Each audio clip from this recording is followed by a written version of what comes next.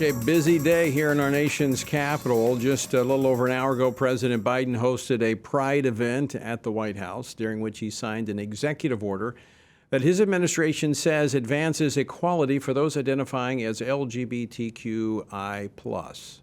Today, I'm about to sign an executive order that directs key federal agencies to protect our communities from those hateful attacks and advance equality for families. My order will use the full force of the federal government to prevent inhumane practices of conversion therapy.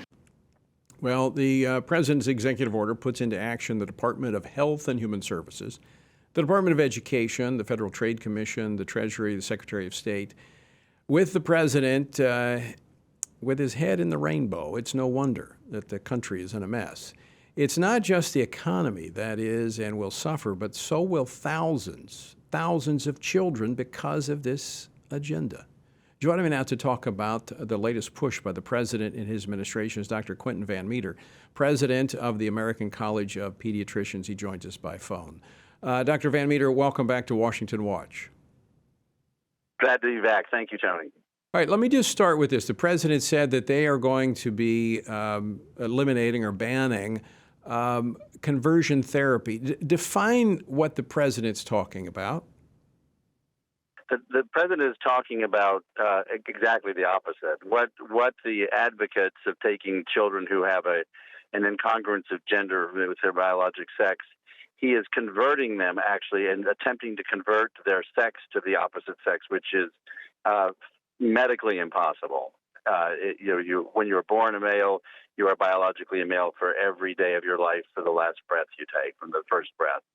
And so he is actually condoning a conversion, if you will, of these poor individuals who are suffering from deep emotional scars. And instead of paying attention to the emotional scars, like the way we do in terms of our approach to these patients is to take care of their mental health and the deep dimensions that cause these problems. And we are affirming their biologic sex within their body and letting them live a life of happiness and contentness and good health, and particularly mental health, and decreasing the likelihood that they will take their lives in abject depression. What he is doing is promoting the thought, the ideology that giving in to the emotional whim of the child who wishes to become the opposite sex, they're calling that affirmation and not conversion, when it is truly conversion. What he should be doing is standing up for what he believes, which is you can't convert somebody. It should be illegal, and the full force of the government should protect children from being converted from their biologic sex into a sort of a persona that is incongruent with their sex. There is incredible harm done by that. It's already been documented over the past 30 years, and it's being ignored by the ideologues that are currently in power and getting the ear of the president. Okay, so a couple of things there. One is, so the president was talking earlier in that statement about stop the hate. He's actually talking about policies such as those in Florida that says they will not spend government money to fund transgender surgeries or hormone treatments. They're saying they're not going to do that to children. He says that's hateful, but at the same time, what he says is we're going to spend money to make sure that these kids have access to hormone therapies and surgeries, but we're not going to let them have access to the counseling that can help them bring their biological sex in line with their thinking, or vice versa. Absolutely. Yeah. So it's a play on words, and it's unfortunately that, for the sake of these children, we know that the adverse effects of the affirmation at every level: social affirmation, medical affirmation, and surgical affirmation.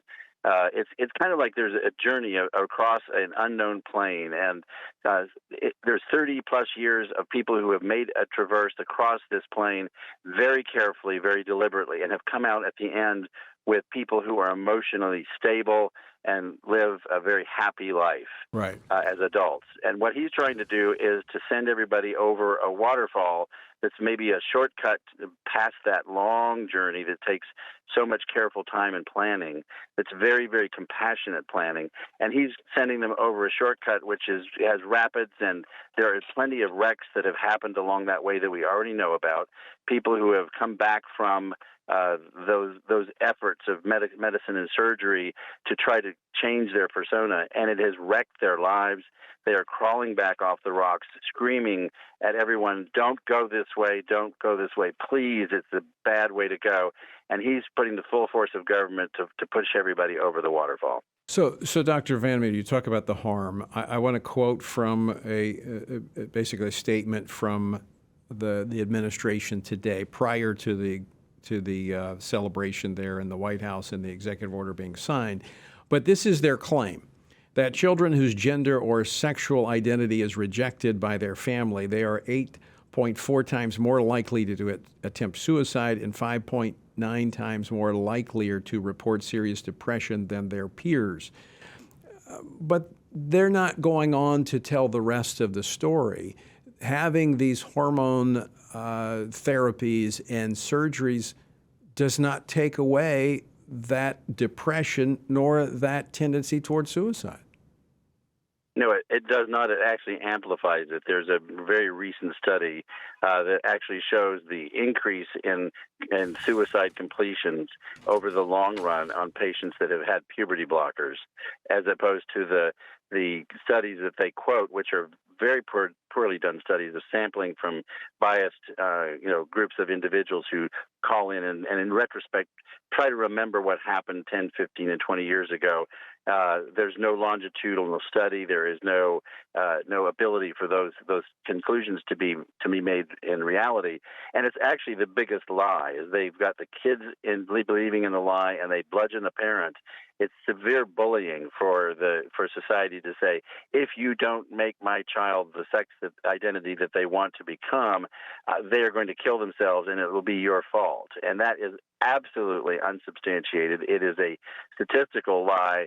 It's a lie on so many levels, and yet that is the forefront of their push, as if it protects their ideology. And it is just an ideology. It is not based on any kind of science.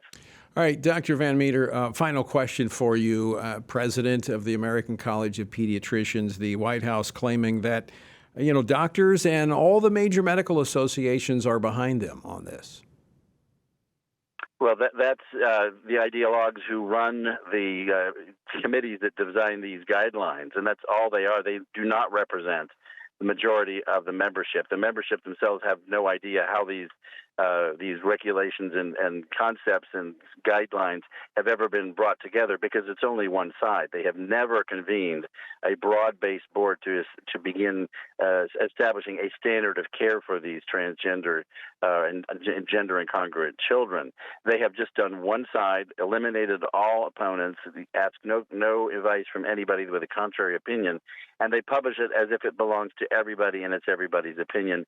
There's nothing farther from the truth.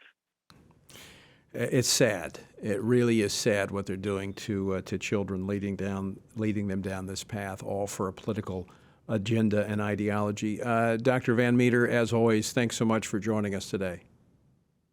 I'm glad to be here anytime I can help.